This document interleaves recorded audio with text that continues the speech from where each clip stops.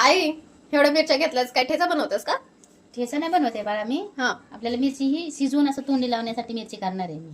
अच्छा. हा, ठेचा नाही करणार आहे. त्याला शिजवून घेणार आहे हा. आणि तळणार आहे. ओके. म्हणजेच आपल्याला तोंडी लावण्यासाठी करणार आहे मी. तर त्यासाठी आहे ना आपण हा. एवढ्या थोड्याशा पावशेर किंवा पाऊस मिरच्या असतात, जास्त नाही घेतलेल्या, पण तिखट नाही येत मिरच्या बरं काही. हा.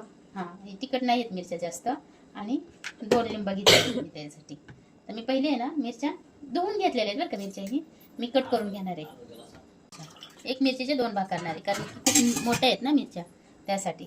आणि मधून चिरून 2 कट करून असं चिरून घेणार आहे मिरची मी अशी.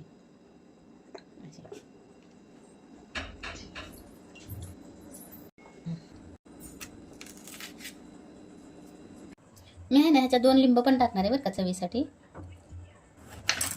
असे 2 फोडी करून घेणार आहे. अशा एकाच्या 4 फोडी करणार आहे. तुम्हाला हवं असेल तर ह्याच्या 8 फोडी पण करू शकता बरं का अशा. पण मी जरा मोठ्याच ठेवते कारण छान वाटते मोठ्या फोडी पण. ही मिरची आणि लिंबू एकत्र शिजवून घेणार आहे. हे असं शिजवून घेणार आहे. पण आहे ना हळद टाकून घेऊया त्याच्यात. आणि ना थोडंसं मीठ पण टाकून घेऊयात आपण. आपण आहे ना ही मिरची पूर्ण अशी शिजवून नाही घ्यायची बरं का. आपण आहे ना काढून घेऊया बाजूला.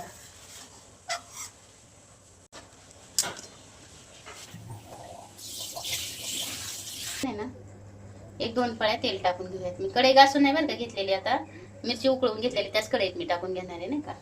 वाफ करून घेणार आहे असे ना.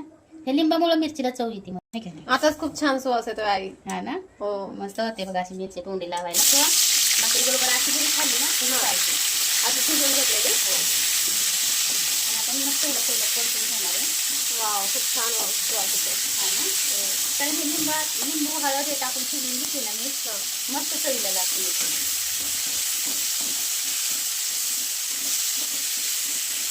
मस्त अशी परतून घेतली. मिरची शिजवून घेतलेले हळदी आणि मिठाच्या पाण्यात. तर थोडीशी आपण एक चिमटभर हळद टाकून घेणार आहे नाही का. आणि मीठ पण मी चवीपुरतं थोडंसं टाकून घेणार आहे.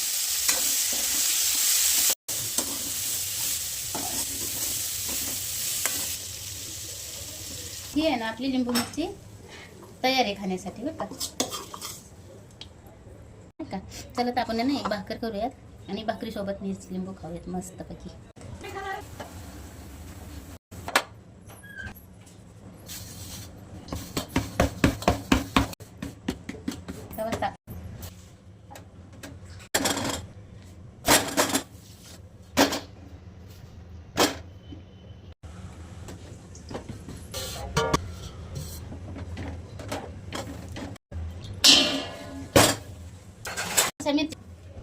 अशी गरमागरम भाकर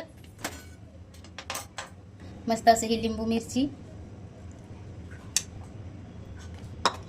कांदा हे असं आपलं लिंबू मिरची मस्त ताट तयार आहे.